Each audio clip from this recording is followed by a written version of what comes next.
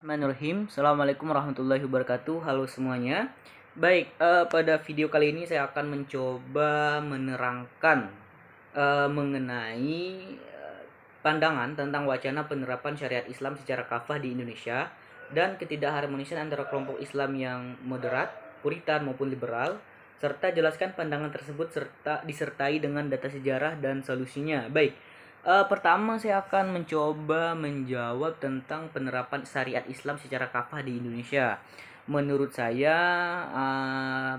pandangan saya untuk penerapan Indonesia secara kafah di Indonesia tidak bisa dilakukan.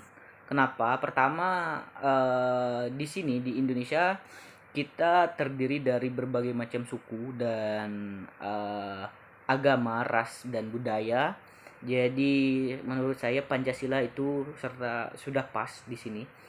Untuk penerapan Islam secara kafah sepertinya sulit ya untuk dilakukan. Contoh, orang mencuri langsung dipotong tangannya dan diterapkan di semua aspek itu mungkin agak sulit ya dan bisa mengganggu keseimbangan dan kedamaian di Indonesia jika diterapkan secara kafah ya. Itu tadi pandangan saya terhadap. Jadi pandangan saya wacana ini sulit untuk dilakukan. Jadi ya saya agak kurang setuju dengan penerapan kafah ini ya menyeluruh gitu di Indonesia. Kemudian ketidakharmonisan antara kelompok Islam baik yang moderat dan puritan maupun liberal.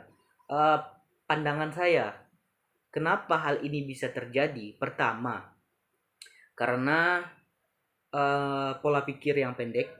Kenapa ada pola pikir yang pendek? Karena jarang baca, kurang baca, wawasannya kurang, sehingga mereka sedikit-sedikit ada perbedaan tidak bisa menerima, sedikit-sedikit ada kegesekan mereka langsung meledak seperti itu. Jadi ya menurut saya kenapa ada gesekan dan ketidakharmonisan antar kelompok Islam moderat, puritan maupun liberal ya karena kurangnya pengetahuan, kurang baca, sehingga terjadilah ketidakharmonisan, tidak sulit untuk menerima perbedaan yang ada.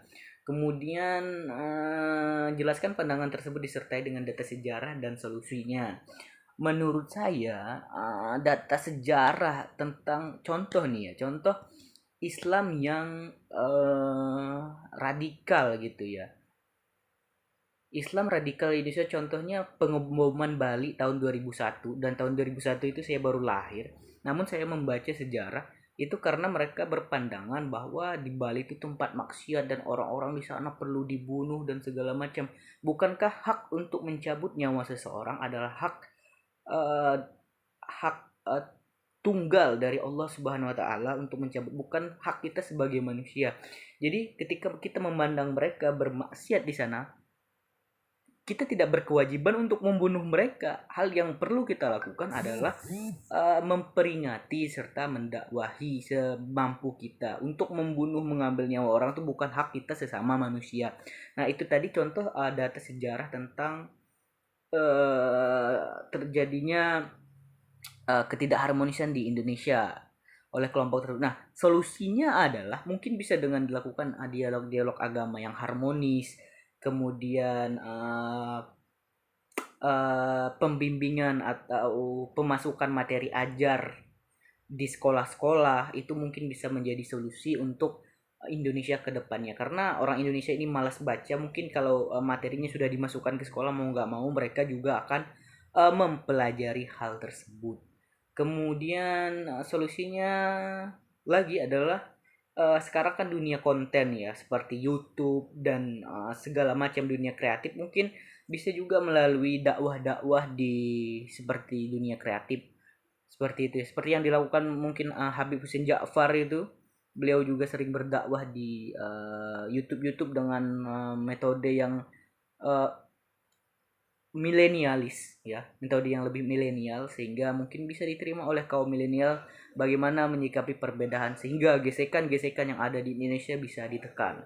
Mungkin itu saja untuk video saya kali ini. Jika ada kesalahan dalam penyampaian, mohon bimbingan, bisa di kolom komentar atau bisa chat saya langsung. Sekian dari video saya kali ini. Terima kasih telah menonton. Wabillahi wallahul muwaffiq ila aqwamit thoriq. Wabillahi taufiq walhidayah. Wassalamualaikum warahmatullahi wabarakatuh.